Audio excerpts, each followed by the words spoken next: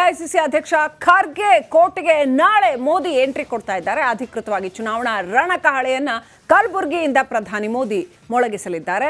ಮೋದಿಯವರ ಆಗಮನದ ಹಿನ್ನೆಲೆಯಲ್ಲಿ ಕಲಬುರಗಿಯ ಎನ್ವಿ ಮೈದಾನದಲ್ಲಿ ಬೃಹತ್ ಸಮಾವೇಶಕ್ಕೆ ಆಯೋಜನೆಯನ್ನ ಎಲ್ಲ ತಯಾರಿಗಳನ್ನ ಮಾಡಲಾಗಿದೆ. ಖರ್ಗೆ ತವರು ಜಿಲ್ಲೆಯಿಂದಲೇ ನಮೋ ಲೋಕ ಫೈಟ್ಗೆ ಸಿದ್ಧತೆಗಳಾಗಿದೆ.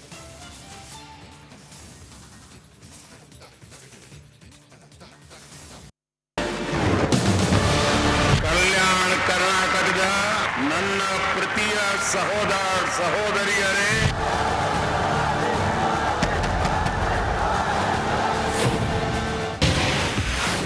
ಖರ್ಗೆ ಕೋಟೆಯಲ್ಲಿ ನಮೋ ಹವಾ. ಕಲ್ಯಾಣ ಕರ್ನಾಟಕದಲ್ಲಿ ಮೋದಿ ರಣಕಹಳೆ.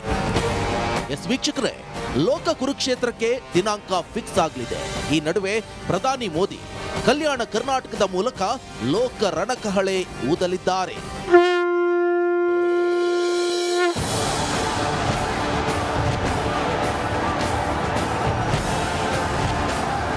ಕಲಬುರಗಿಯಲ್ಲಿ ಮಧ್ಯಾಹ್ನ 1ಕ್ಕೆ ಸೇನಾ ಹೆಲಿಕಾಪ್ಟರ್ ಮೂಲಕ ಡಿಎಆರ್ ಹೆಲಿಪ್ಯಾಡ್ಗೆ ಪ್ರಧಾನಿ ಮೋದಿ ಆಗಮಿಸಲಿದ್ದಾರೆ.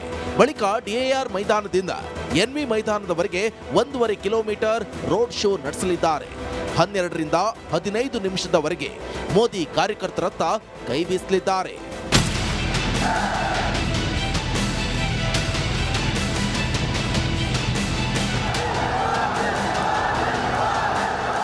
ಈಗಾಗಲೇ ಭದ್ರತಾ ದೃಷ್ಟಿಯಿಂದ ಎಸ್ಪಿಜಿ ತಂಡ ಕಲಬುರಗಿಯಲ್ಲಿ ಬೀಡು ಬಿಟ್ಟಿವೆ. ಡಿಎಆರ್ ಮೈದಾನದಿಂದ ಎನ್ವಿ ಮೈದಾನದ ತನಕ ಕಾಕಿ ಕೋಟೆ ಕಟ್ಟಲಾಗ್ತಿದೆ. ರೋಡ್ ಶೋ ಇರೋ ಹಿನ್ನೆಲೆ ಟ್ರಾಫಿಕ್ ಡೈವರ್ಷನ್ ಮಾಡಲಾಗಿದೆ.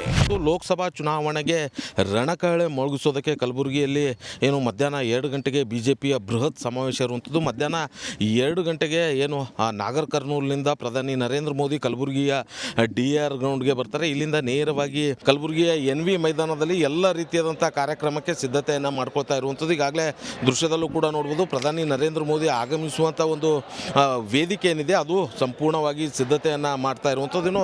ಕಾರ್ಯಕ್ರಮಕ್ಕೆ ಕಲಬುರಗಿ ಮತ್ತು ಬೀದರ್ 2 ಲೋಕಸಭಾ ಕ್ಷೇತ್ರದಿಂದ ಸಾವಿರಾರು ಜನ ಈ ಒಂದು ಕಾರ್ಯಕ್ರಮಕ್ಕೆ ಆಗಮಿಸುವಂಥ ಹಿನ್ನೆಲೆಯಲ್ಲಿ ಬರುವಂಥ ಜನರಿಗೆ ಕೂತ್ಕೊಳ್ಳೋಕ್ಕೆ ಎಲ್ಲ ರೀತಿಯಾದಂಥ ವ್ಯವಸ್ಥೆಯನ್ನು ಕೂಡ ಮಾಡ್ಕೊಳ್ತಾ ಇರುವಂಥದ್ದು. ಕಲಬುರಗಿ ನಗರದಲ್ಲಿ ಭದ್ರತೆ ದೃಷ್ಟಿಯಿಂದ ಎಲ್ಲ ಅರೇಂಜ್ಮೆಂಟ್ಸ್ಗಳನ್ನ ಕೂಡ ಪೊಲೀಸ್ ಇಲಾಖೆ ಮಾಡಿಕೊಂಡಿದೆ.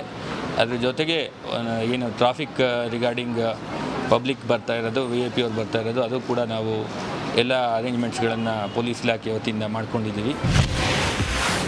2023ರ ಚುನಾವಣೆಯಲ್ಲಿ ಬಿಜೆಪಿ ಧೂಳಿಪಟ. 2024ರಲ್ಲಿ ಕಲ್ಯಾಣ ಗೆಲ್ಲಲು ಮೋದಿ ಚಕ್ರವ್ಯೂಹ. 2019ರ ಲೋಕಸಭಾ ಚುನಾವಣೆಯಲ್ಲಿ ಬಿಜೆಪಿ ಈ ಭಾಗದ 5ರಲ್ಲಿ 5 ಲೋಕಸಭಾ ಕ್ಷೇತ್ರಗಳನ್ನ ಬಾಚಿಕೊಂಡಿತ್ತು. ಆದರೆ 2023ರ ವಿಧಾನಸಭಾ ಚುನಾವಣೆಯಲ್ಲಿ ಇಲ್ಲಿನ ಚಿತ್ರಣ ಸಂಪೂರ್ಣ ಬದಲಾಗಿ ಹೋಗಿತ್ತು.